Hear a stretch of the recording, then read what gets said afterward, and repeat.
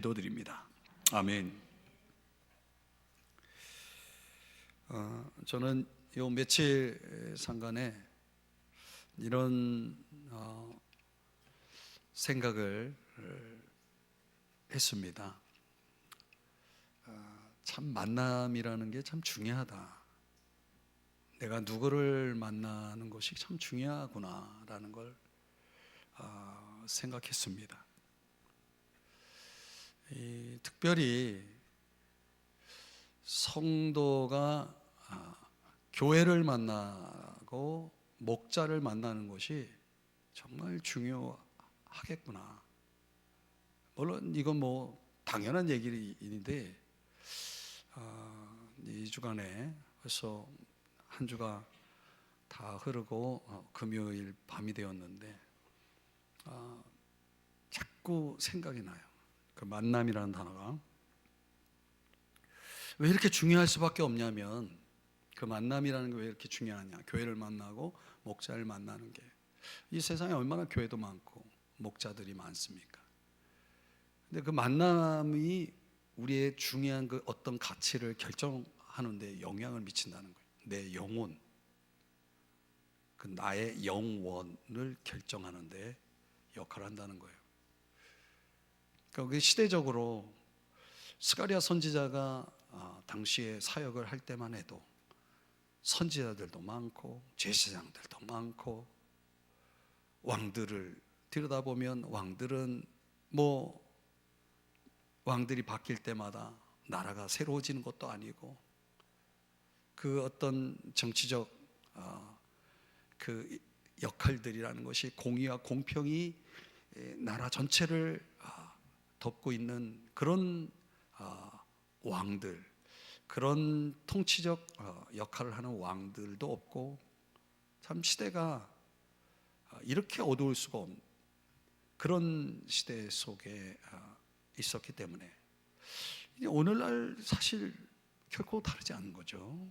오늘날도 그런 종교적 리더들, 정치적인 리더들, 또 어떻게 보면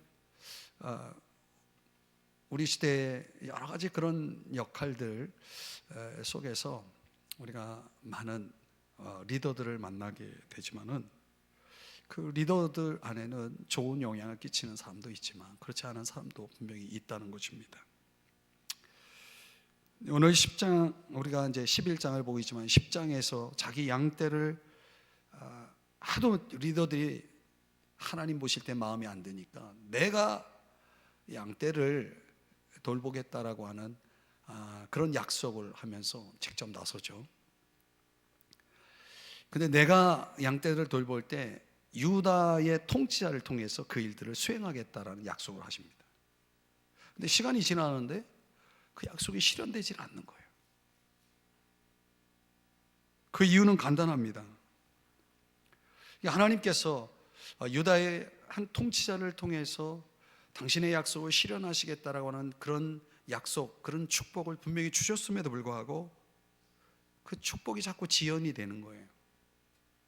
그러니까 뭐가 문제인가? 하나님의 문제인가? 하나님의 약속이 뭔가 잘못된 것이 아닌가라는 생각을 하겠지만 11장에서 그 이유를 가르쳐 줍니다. 오늘 우리가 묵상할 그 부분에 아주 중요한 관점이 되겠습니다. 그 축복이 지연되는 게 뭐냐? 하나님 우리에게 주시고자 하는 축복이, 약속이 있는데 그 축복이 지연되는 것은 우리가 그것을 거절하기 때문이라는 거죠. 그게 오늘 11장의 핵심 메시지입니다. 그러니까 유다의 통치자, 하나님이 보내실 메시아를, 그 약속을 통하여 축복을 누려야 될 백성들이 그 메시아를 거부했기 때문이다. 이렇게 결론을 내릴 수 있을 것 같습니다. 오늘 본문 속에 이 11장에서는 그런 큰 그림 속에서, 그 주요 메시지 속에서 오늘 본문에는 세 가지 유형의 목자를 우리에게 말씀해 주고 있습니다. 첫 번째는 통곡하는 목자입니다. 통곡하는 목자. 자, 오늘 1절 말씀을 다시 보면, 레바논아, 내 문을 열고 불이 내 백향목을 사르게 하라. 여기 레바논이라고 하는 이 단어, 백향목을 사르게 하라, 불로 사르게 하라, 이렇게 말씀하고 있는데, 레바논과 백향목은 굉장히 중요합니다. 레바논은 백향목의 주 생산지입니다. 이 백향목이라고 하는 것이 성경에서 이 나무가 왜 이렇게 중요한 의미를 갖냐면 솔로몬 성전 건축의 주요 건축 재료였다는 거죠. 그래서 이 주 건축 재료를 위해서 레바논으로 사람을 파견하고 거기서 많은 백향목을 가져와서 성전 건축이 이루어지지 않습니까? 그런데 오늘 본문의 이 레바논을 향해서 말씀하시는 이 부분은 성경학자들은 이 레바논은 당시의 이스라엘 지도자들을 상징하는 표현이다, 이렇게 해석을 하고 있습니다. 저도 거기에 동의를 하고요. 레바논아, 이걸 다시 풀이하면 이스라엘의 지도자들아, 이렇게 말씀을 하시는 거죠. 그래서 내 문을 열어라.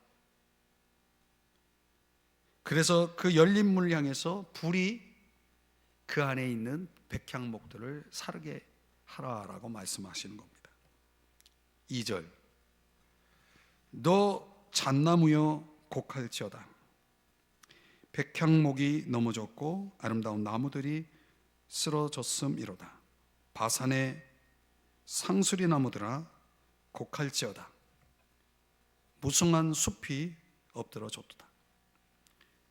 자, 계속 나무가 등장하죠. 백향목이 등장하고 잣나무가 등장하고 바산의 상수리 나무가 등장합니다.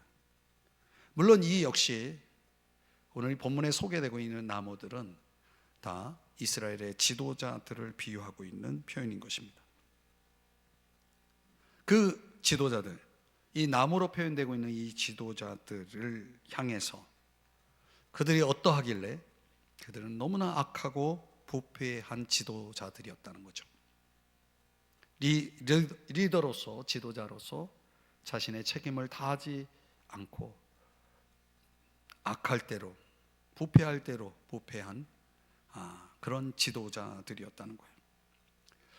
결국 그들의 책임을 다하지 않음으로 인해서 결과는 어떻게 됐습니까? 나라는 없어졌다는 거죠. 백성들은 다른 나라로 포로로 잡혀가는 결과가 나왔다는 거예요. 그러니까 리더가 얼마나 중요한 거예요. 리더가 누구냐에 따라서 그 나라의 백성들이, 그 나라의 존재가 결정나는 거 아니겠습니까? 그래서 오늘 2절에서 두 번이나 반복해서 뭐라고 말합니까? 곡할지어다 그랬어요. 알랄이라고 하는 단어입니다. 이거는 너무나 감당하기 어려운 일들을 당하면서 너무나 감당할 수 없는 그런 어떤 일들을 당하면서 가슴을 찢고 울부짖는 것을 의미하는 단어입니다. 결국 그 감당할 수 없는 그 어떤 고통스러운 일들, 그거는 하나님의 심판에 의해서 주어진 것을 가리킵니다. 결국 그런 애통, 통곡이 나오게 된 주 원인이 뭐냐? 그게 1절에서 말씀하고 있는 뇌 문을 열고, 거기에서 이제 우리가 힌트를 얻을 수 있는 거예요. 왜 그들은 곡할지어다, 이 통곡해야 한다라고 말씀하고 있냐면, 역설적이지만 그들이 문을 열고 있지 않았다는 거예요. 어떤 문? 마음의 문을 열지 않았다는 거예요. 그 메시아를, 왕 중의 왕이신 메시아를 들어오도록 마음의 문을 열지 않았던 그 지도자들. 그럼 여러분, 마음의 문을 열 때까지 주님은 계속해서 문 밖에서 두드리고 계실 뿐이지요. 그러나 그것도 끝점이 온다는 거죠. 이제 더 이상은 기다릴 수가 없는 겁니다. 그 문을 열 때까지 주님은 기다리고 또 기다렸지만, 그러나 어떤 시점에서는 그 문을 강제로 열고 들어가서 불이 그 안에 백향목을 사르게 할 것이라는 거예요. 하나님의 엄청난 심판의 메시지죠. 결국 그 문을 어떻게 강제로 여셨냐면 로마 제국을 통해서 하나님께서 강제로 문을 열게 하십니다. 그래서 그 안에 있는 것들을 다 태워버립니다. 여러분, 하나님은 기다리십니다. 기회를 주십니다. 그리고 결국 그 기회를 저버린다면 이제 하나님의 뭐만 남습니까? 심판만 남는 거예요. 그럼 우리가 여기서 궁금한 것은 왜 도대체 문을 열지 않았을까요? 문을 열지 않는 데는 다 이유가 있죠. 그래도 된다라고 생각하는 거예요. 그렇게 만든 것이 뭐냐? 그게 3절에서 답을 줍니다. 다 같이 우리 3절을 읽어봅니다. 시작. 목자들의 곡하는 소리가 나며 그들의 영화로운 것이 쓰러졌음이로다. 어린 사자의 부르짖는 소리가 나며 이는 요단의 자랑이 쓰러졌음이로다. 왜 문을 열지 않았다는 겁니까? 내가 가지고 있는 것 때문에 문을 열지 않는 겁니다. 내가 뭘 가지고 있는 겁니까? 자랑할 걸 갖고 있는 거예요. 영화로움을 갖고 있는 거예요. 빼어남을 갖고 있는 거예요. 여러분, 사람들의 마음이 왜 열리지 않을까요? 메시아를 필요로 하지 않는, 메시아를 받아들이지 않는 그 닫힌 마음 안에는 뭐가 있는 거예요? 빼어남, 아름다움, 영화로움, 자랑이 있는 거죠. 이런 것 때문에 결국은 문을 열지 않았던 겁니다. 그러나 그들이 가지고 있었던 그런 자랑, 그 영화로움이라는 것은 결국은 쓰러질 수밖에 없는 거죠. 그 때가 온다는 거예요. 그런 것들로 인해서 많은 목자들이, 리더들이 그들이 가지고 있는 책임, 그들이 감당해야 될 책임을 다하지 않았던 것이죠. 오늘 이 통곡하는 목자에 대한 이 스가랴 선지자의 메시지 속에 던져주는, 저와 여러분을 향해 던져주는 적용점이 뭐겠습니까? 사람들의 마음이 언제 열립니까? 교만을 버릴 때 열리는 겁니다. 마음의 문이 열리지 않는 이유는 뭡니까? 결국은 교만 때문이죠. 여러분, 교만한 사람이 마음의 문을 연 적은 없습니다. 열 수가 없습니다. 내가 주인인데, 내가 왕인데.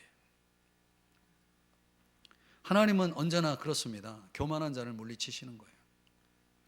아무리 개인의 재능이 뛰어나도, 아무리 은사가 뛰어나도 하나님은 교만한 자를 쓸 수가 없는 겁니다. 여러분, 모세가 40년이라고 하는 이 세월 동안 애굽의 궁에 들어가서 애굽의 모든 학문들을 마스터하고 그가 가질 수 있는 모든 통치력, 정치, 경제, 군사, 그가 터득할 수 있는, 왕으로서 갖출 수 있는 모든 자격을 다 갖추었지만 하나님은 그 모세를 쓸 수가 없었어요. 그 뛰어남을 하나님이 사용하셔서 출애굽의 리더로 쓸 수가 없었어요. 하나님의 일에 쓸 수가 없는 도구였던 거죠. 세상적으로 볼 때는 여러분 왕자예요. 애굽 왕이에요.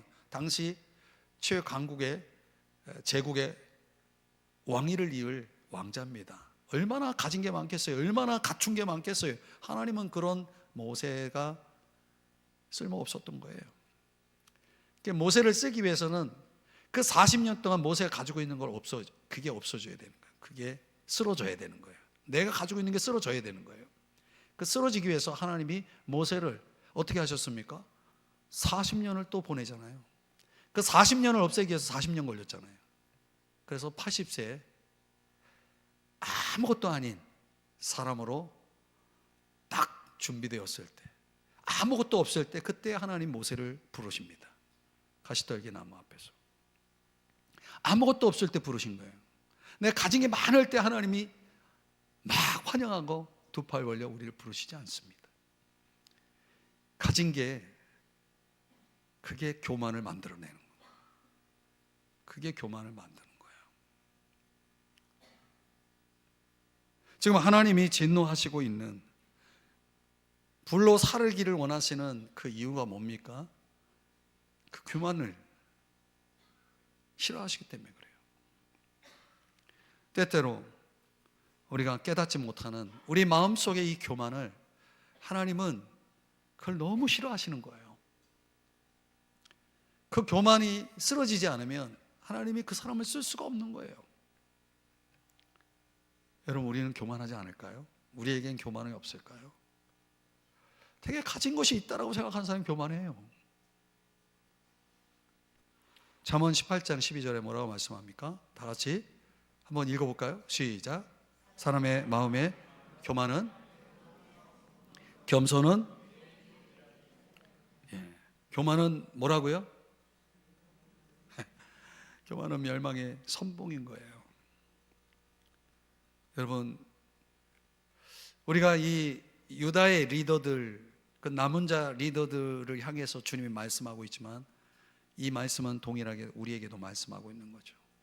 너 혹시 교만하지 않냐? 주님 말씀하고 있는 거예요. 우리가 주님의 음성을 깨달을 때, 주님 앞에 들을 때 내가 교만하기 때문에 내 마음의 문을 열지 않아요. 주님이 나에게 주시고자 하는 좋은 것들을 내가 그 교만이 다 가로막고 있어요.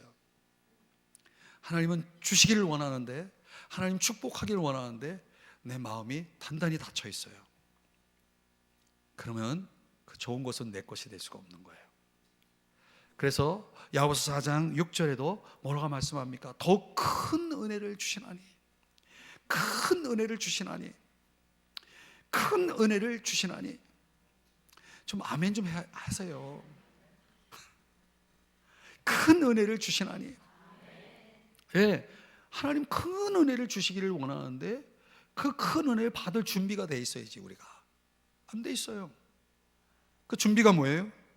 겸손한 자에게, 겸손한 자에게. 하나님 우리에게 요구하시는 건 아주 단순하죠. 많은 걸 요구하고 있지 않아요. 너 겸손하기만 하면 돼 라고 말씀하고 있는 거예요. 겸손이 뭘 만들어요? 은혜를 가져오게 하는 거예요. 겸손의 정의가 뭡니까? 내 마음의 문을 여는 거예요. 그게.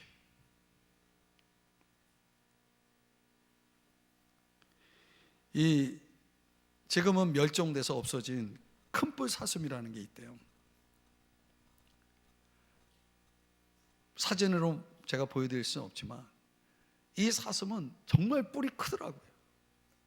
뿔이 너무 커가지고 그 사슴을 쓸 수가 없는 거예요. 그래서 사라졌대요. 멸종이 됐다는 거예요.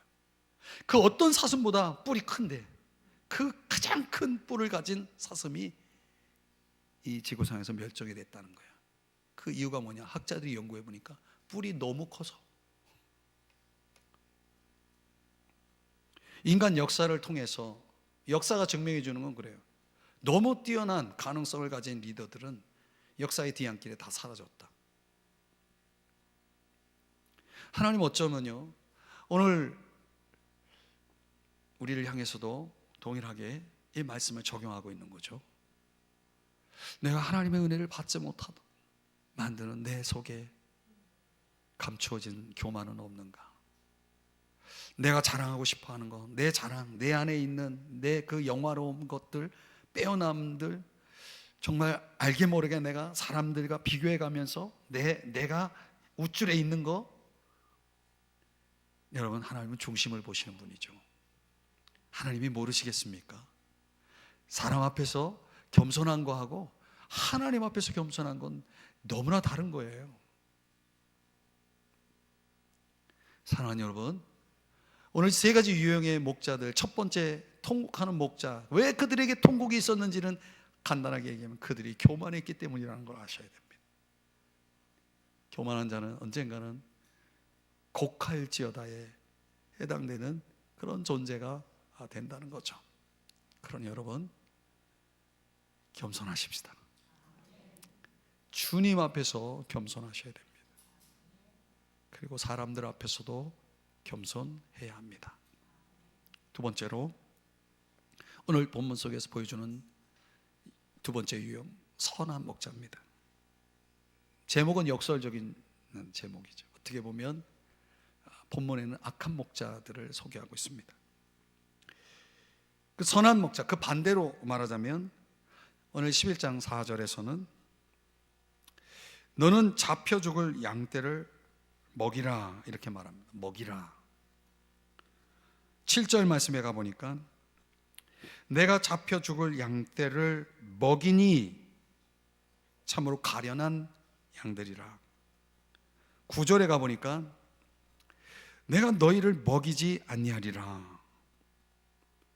계속 지금 제가 보여드린 이 표현들을 말하자면, 정리하면 선한 목자는 어떤 사람입니까? 한마디로 양떼를 부지런히 먹이는 역할을 하는 사람이다.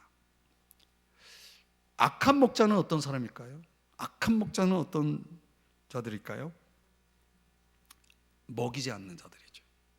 양떼가 굶든 말든 그냥 내버려 두는 거예요.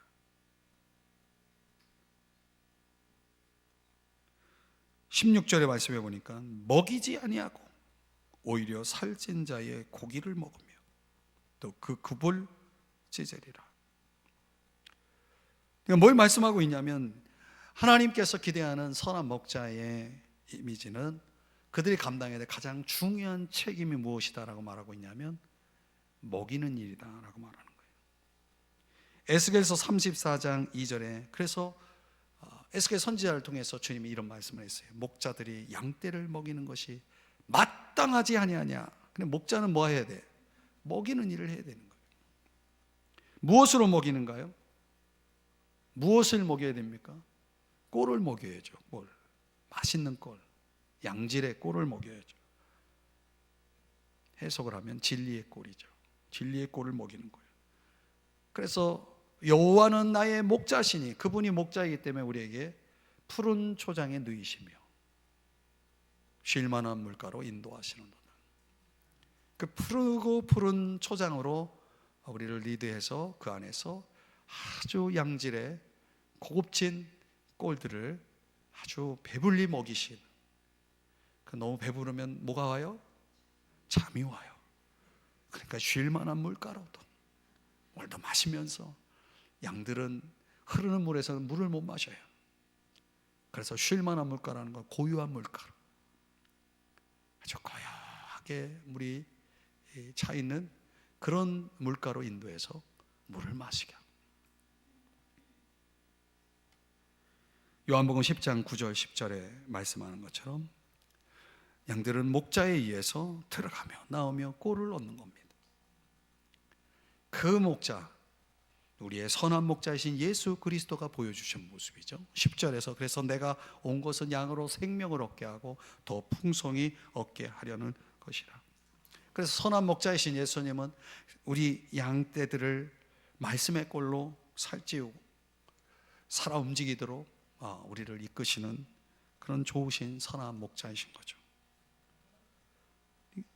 그 선한 목자, 큰 선한 목자의 본을 따라서 오늘날 목자들이 해야 할 일은 바로 이거죠. 꼴을 먹이는 것, 말씀을 먹이는 일들. 이 교회 안에 우리가 흔히 소그룹이라고 하면 교회 학교가 있고 구역이 있고 기관이 있잖아요. 그 기관에서 우리가 서로 펠로우십을 나눌 때 이게 이런 선한 목자적인 양들의 특징이 뭡니까? 먹는 거죠. 먹는 일을 잘합니다. 그러니까 선한 목자에 의해서 리드되는 공동체는 이 먹는 걸 잘하는 공동체죠.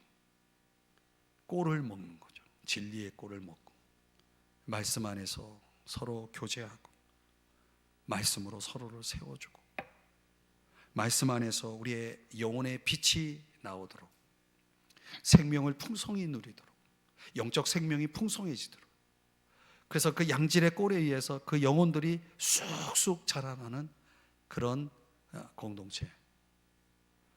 그것은 위로 우리의 선한 목자이신 예수 그리스도에게서 또 하나님이 세우신 그 선한 목자적인 역할을 하는 리더에 의해서 그 양떼들이 그 안에서 그 영혼들이 풍성해지고 생명력 있게 자라가는 그런 일들이 일어나는 그런 꼴잔치가 벌어지는 그런 공동체, 거기에 이제 선한 목자의 이미지가 담겨 있다는 거예요. 오늘날 그 꼴에 대한 관심, 그 꼴을 먹이는 것에 대한 관심, 이런 관심이 얼마나 있는가? 저는 항상 그런 생각을 합니다. 내가 정말 목자의 역할을 잘 감당하고 있다면 나는 두 가지를 열심히 하고 있어야 된다. 그게 뭡니까? 사도행전 6장 4절에 말하는 것처럼 말씀 전하는 것과 기도하는 일에 전무하리라.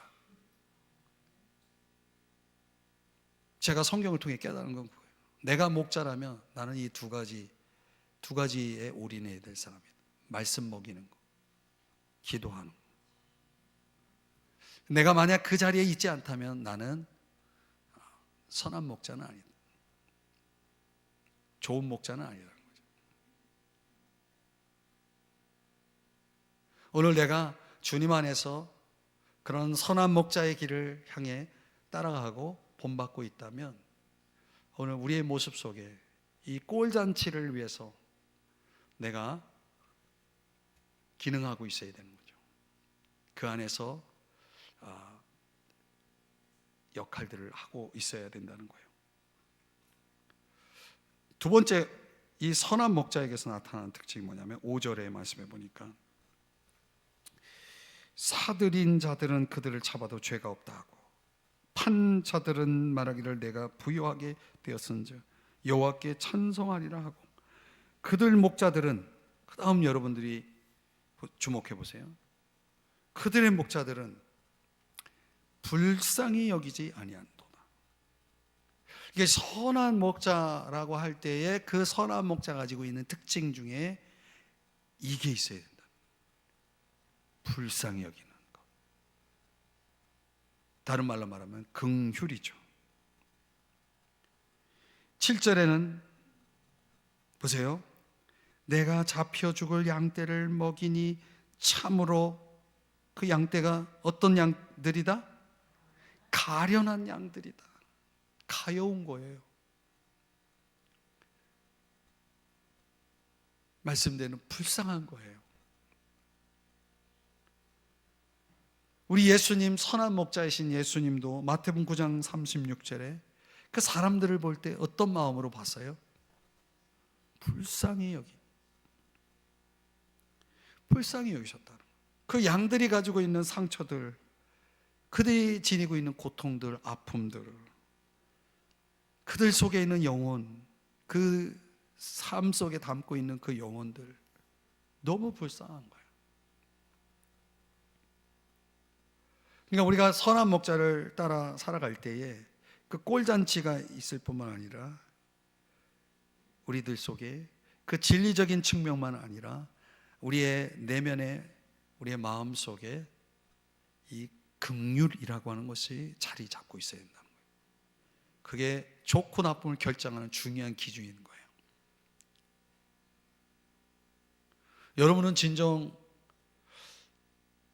사람을 불쌍히 여기십니까? 여러분의 마음속엔 긍휼이 있습니까? 대답 좀 해보세요. 나는 정말 긍휼이라는 게 내 안에 있다라고 생각하는가?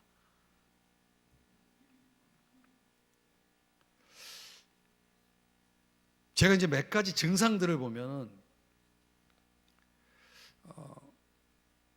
불쌍히 여기는 마음이 있으면 눈물이 많아져요.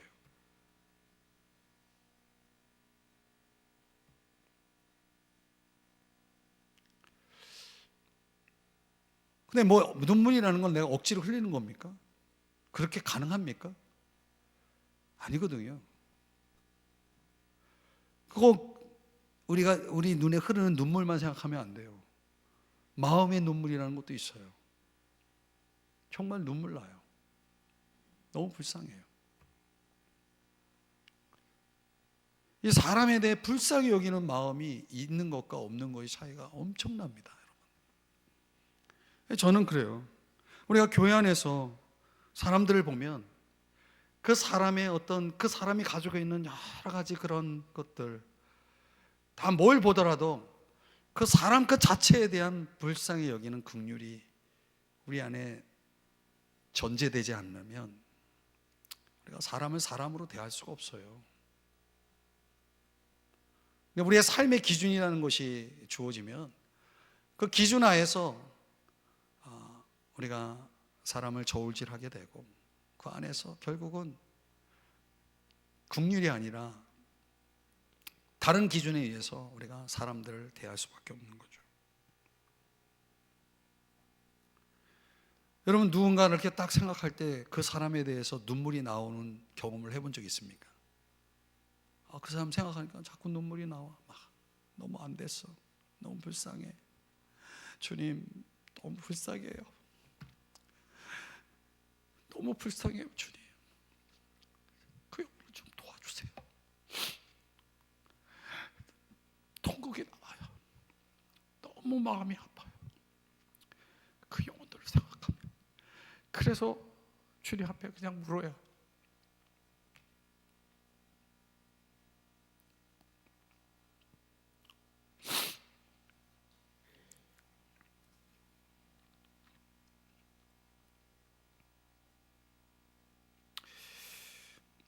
우리가 사람을 볼 때요, 겉만 보면 안 됩니다. 겉만 보면 안 됩니다. 저도 그렇게 기도하죠. 저도 인간이죠. 저도 연약한 종입니다. 그 사람을 볼 때 자꾸 겉이 보이면은 힘들어져요. 그 사람을 대하는 게 너무 힘들어져요. 그래서 저도 좀 선한 목자를 본받고 싶어 하는 마음이 있거든요. 그 선한 목자를 어떻게 좀 닮아가고 싶은 마음이 솔직히 있어요. 근데 그게 잘 안 돼요. 그게 잘 안 되는 게 뭐냐면 긍휼이 자꾸 없어져요. 그러면 주님의 눈으로 볼 수가 없는 거예요. 그러면 인간적으로 그 사람을 자꾸 보게 돼. 그럼 목회가 안 돼요. 목회가 안 돼요. 너무너무 목회가 힘들어져요. 저도 인간적인 고뇌를 말씀드리는 겁니다. 설교 시간이지만 사람이 영혼으로 보이지 않으니까, 영혼으로 느껴지지 않으니까 자꾸 사람 판단하게 되고 자꾸 사람들 가지고 내 기준으로 비판하게 되고 이렇게 되어지는 거예요. 너무 마음이 강팍해져요. 그 영혼이 보이질 않으니까 강팍해지는 거죠. 여러분, 그런 선한 목자를 따라가는 사람들이 아닙니다. 그래서 우리가 우리의 현실 속에서 이 사람에 대한 그 가치, 무리를 보시고 불쌍히 여기시니, 주님이 그 무리 도대체 뭘 보셨길래 불쌍히 여겼다는 겁니까? 그 죽어가는 영혼을 본 거예요. 현실적으로 배고파하는 무리들이 아니라 저 지옥을 향해 걸어가고 있는 저 영혼들을 보니까 너무 불쌍한 거예요. 너무 불쌍한 거잖아요.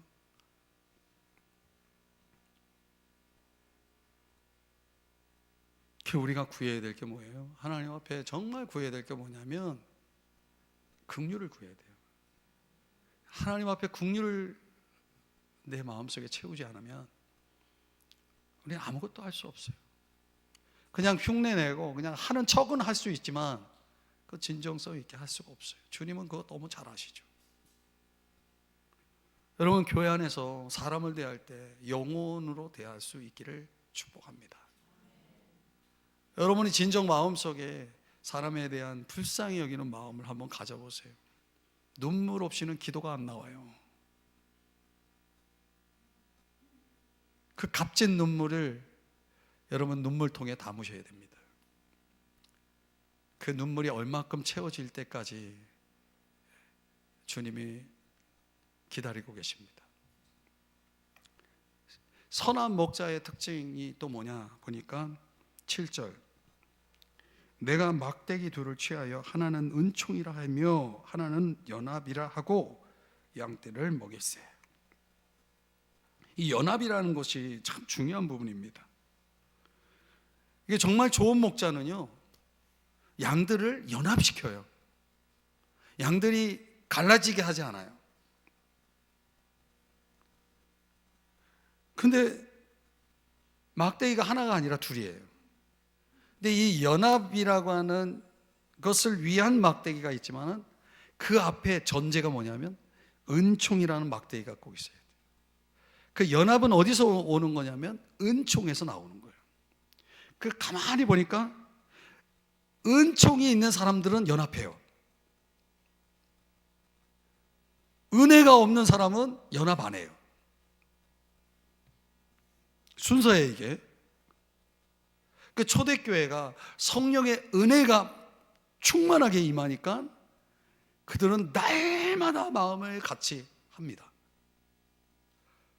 이제 그들에게 임한 성령의 은혜가 초대교회를 완전히 한 덩어리로 만들어 버렸어요. 그 힘이 얼마나 강력했는지 여러분 역사는 보여주고 있거든요. 근데 그 초대교회의 은혜를 결정한 게 뭐냐면 사도의 가르침을 받아 서로 교제하고 떡을 떼며 오로지 기도에 힘쓰니라. 이 네 가지가 초대교회를 은혜 덩어리로 만든 거예요. 그 은혜가 그들을 연합 덩어리로 만든 거죠. 근데 악한 목자는 자꾸 사람과 사람을 이간질하고 흩어지게 만들어요. 이게 결국 누가 하는 일이냐면 마귀가 하는 일입니다. 디아볼로스, 이간자, 참소자죠. 인간관계를 단절시키고 분열시키고 갈라치게 하는 이 모든 역사는 다 마귀의 역사입니다. 사람이 하고 있는 일이라 하더라도 그건 사실상 마귀가 하고 있는 일이에요. 여러분, 마귀 손에 놀아나지 않도록 기도하셔야 됩니다. 깨어 있어야 됩니다. 악한 목자의 이미지로 스가랴 11장 9절, 오늘 보면 9절에서 뭐라고 말합니까? 죽는 자는 죽는 대로, 망하는 자는 망한 대로, 나머지는 서로 살 먹는 대로. 뭐라고 말해요? 두리라 그랬어요. 둔다는 건 뭐예요? 내버려 둔다는 얘기죠.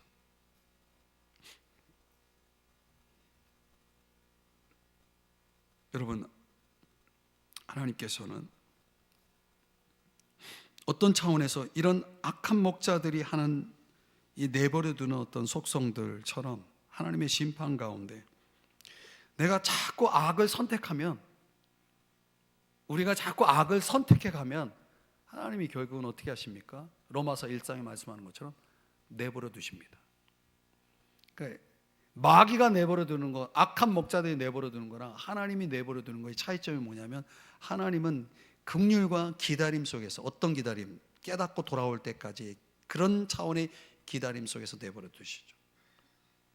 근데 그 내버려 둠이 로마서 2장 4절에 의하면 끝점이 있습니다. 그분의 오래 참으심에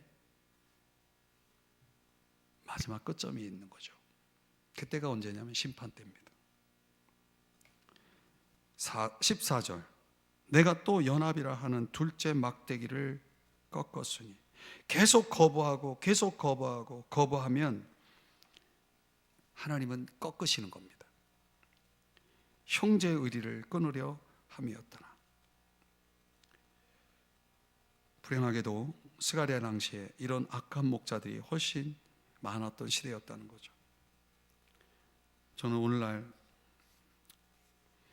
저에 대한 평가를 다 내려놓고 모든 목자들 안에서 여러분들이 만나는 수많은 목자들, 종교적인 리더들만 아니라 정치적인 리더까지도 다 포함해서 이런 선한 목자가 가지고 있는 올바른 특징들 안에서 여러분들은 좋은 목자를 만날 수 있기를 축복합니다. 좋은 목자이기를 축복합니다. 마지막 세 번째는 큰 목자이신 예수 그리스도입니다. 스가랴는 이 성경의 이 선한 목자의 이상을 성취한 큰 목자가 올 것을 예언하고 있습니다. 8절, 한 달 동안에 내가 그 세 목자를 제거하였으니 이는 내 마음에 그들을 싫어하였고 그들의 마음에도 나를 미워하였음이라. 난해 구절입니다. 한 달 동안 세 목자를 제거했다. 어느 학자는 유다의 마지막 세 왕 여호야김, 여호야긴, 세드기야, 이 세 왕을 의미한다라고 해석하는 학자들도 있습니다. 그러나 또 다른 학자는, 다른 부류의 학자들은 기름 부음의 세 직책을 가리킨다. 왕, 제사장, 선지자. 하나님께서 한 달 동안 이 짧은 기간에 세 목자를 제거하시게 됩니다. 끊임없이 왕들은 하나님을 실망시켰습니다. 공의와 공평으로 다스리지 못합니다. 제거합니다. 얼마나 많은 왕들이 바뀌었습니까? 하나님 마음에 합한 왕이 있었습니까? 그런 타이틀을 가진 왕은 오직 한 명, 다윗밖에 없었죠. 많은 선지자들이 있었습니다. 그러나 그 선지자들 가운데는 거짓된 가르침을 베푸는 거짓 선지자들이 수두룩했습니다. 예레미야가 활동할 때도, 스가랴가 활동할 때도 하나님의 그 참된 선지자들을 세울 그 당시 그 시대마다 비교할 수 없을 만큼 많은 거짓 선지자들이 활동하고 있었습니다. 제사장들, 그들은 백성들의 죄의 문제를 해결해야 될 역할을 하고 있어야 됐지만 그들 자신의 문제도 감당하기 어려워하면서 수렁에 빠져 있었습니다. 하나님을 보실 때는 왕들도 선지자들도 제사장들도 그들의 목자다움을, 역할들을 올바로 수행하는 이들이 없었기에, 내 마음이 싫어하였기에 그들을 제거하게 됩니다. 그리고 그들에게 진정한 목자, 이 세 가지, 오히려 이 세 가지, 왕, 선지자, 제사장이라고 하는 이 세 가지 역할을 완벽하게 수행할 한 목자를 보내주실 것을 약속하게 됩니다. 그분이 와서 이 역할들을 완성하실 거라고 말씀을 합니다. 그런데 문제는 그분이 오실 때 그 목자를 거부하는 거예요. 어떻게? 12절, 그들이 곧 은 30개를 달아서 내 품삯을 삼은지라. 이 말씀이 누구에 의해서 성취됩니까? 가룟 유다죠. 왜 은 30입니까? 출애굽기 21장 32절에 의하면 이게 노예값이거든요. 그러니까 사람들 눈에는 예수님이 왕으로, 제사장으로, 선지자로 오신 그 예수님이 뭘로 보였다는 거예요? 노예보다 못한 존재로 보였다는 거죠. 예수님을 그 정도로 보는 그들을 향해서 주님은 어떻게 반응하십니까? 요한복음 10장 10절에 주님이 오신 목적이 뭐였습니까? 내가 온 것은 양으로 생명을 얻게 하고 더 풍성히 얻게 하려는 것. 이 목적을 위해서 그분은 그 노예 가치보다 못한 존재로 보는 그들을 위해서 어떻게 하셨습니까? 십자가에 못 박혀 죽으셨죠. 베드로전서 2장 24절에 그래서 뭐라고 말씀합니까? 친히 나무에 달려 그 몸으로 우리 죄를 담당하셨으니 이는 우리로 죄에 대하여 죽고 의에 대하여 살게 하려 하심이라. 우리를 살게 하기 위해서, 의에 대하여 살게 하기 위해서. 베드로전서 2장 25절에 그래서 그분은 너희가 전에는 양과 같이 길을 잃었더니 이제는 너희 영혼의 목자와 감독 되신 이에게 돌아왔느니라. 그분의 그 풍성한 사랑과 은혜가 있었기에 저와 여러분이 지금 영혼의 목자이신 주 예수 그리스도를 만나게 되고 그분의 은총으로 구원을 받았음을 감사하며 사시는 여러분 되시길 축복합니다. 그러니까 우리가 그 예수 믿고 구원받아서 하나님의 자녀가 되었다면 우리는 이 큰 목자 그분을, 여러분이 그분의 양이 되었으므로 그분의 음성을 듣고 그분을 따라가는 양들이 되어야 마땅하지 않겠습니까? 그분을 닮아야 됩니다. 그래서 주님은 성령을 통하여 베드로에게 그런 영감을 통해서 그 선한 목자를 어떻게 따르기를 바라셨냐면 베드로전서 5장 2절에 하나님의 뜻을 따라 자원함으로 하며, 3절에서는 양 무리의 본이 되라. 우리가 다 양이잖아요. 그 양들 무리 속에서 뭐가 되라? 본이 되라. 4절에서는 그리하면 영광의 관을, 면류관을 얻으리라. 5절에서는 순종하고 다 서로 겸손으로 허리를 동이라. 이렇게 말씀을 하신 것입니다. 말씀의 결론을 맺으며, 우리는 다 양 같은 존재들이죠. 양이 살아가는, 생존하는 방식이 뭡니까?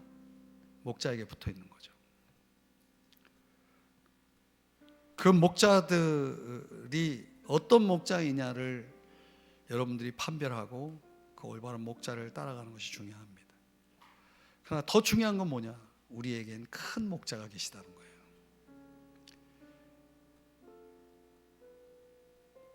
큰 목자 아래, 큰 목자를 통해서 그 큰 목자를 따라가기를 원하는 그런 작은 목자들에 의해서 여러분들이 양육되고 세워지고 있는 것뿐입니다.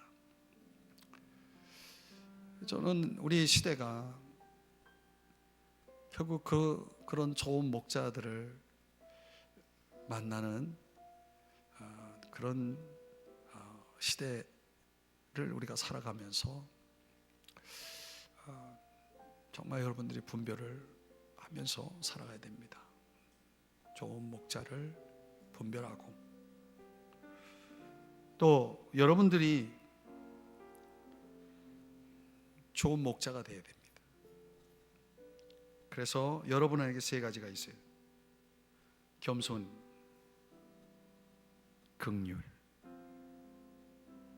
그리고 나의 십자가. 그 세 가지를 가지고 갈 때 나는 선한 목자의 길을 가고 있는 좋은 양이 되는 겁니다. 오늘 이 시간에 저는 금요기도회 때마다 그때그때 하나님 주신 감동들이 있는데, 오늘 마음속에 그 세 가지 가운데 제 마음속에 계속 깊이 와닿는 단어가 긍휼입니다. 여러분이 여러분 마음속에 채워져 있는 그 긍휼로 바라봐야 될 사람이 있고, 그 긍휼의 마음으로 품고 기도해야 될 영혼들이 여러분에게 있기를 바랍니다. 오늘 이 밤에 여러분 자신을 위해서 울을 수도 있겠지만은, 여러분이 너무나 정말 불쌍히 여기고 있는 그 한 영혼을 위해서 여러분이 눈물을 흘려줄 수만 있다면, 저는 주님이 굉장히 기뻐하실 거라는 생각이 있습니다. 오늘 이 시간 우리가 함께 찬양하고 기도할 때 정말 그 마음으로 주님 앞에 나갔으면 좋겠습니다. 잠깐 기도하겠습니다. 하나님 아버지,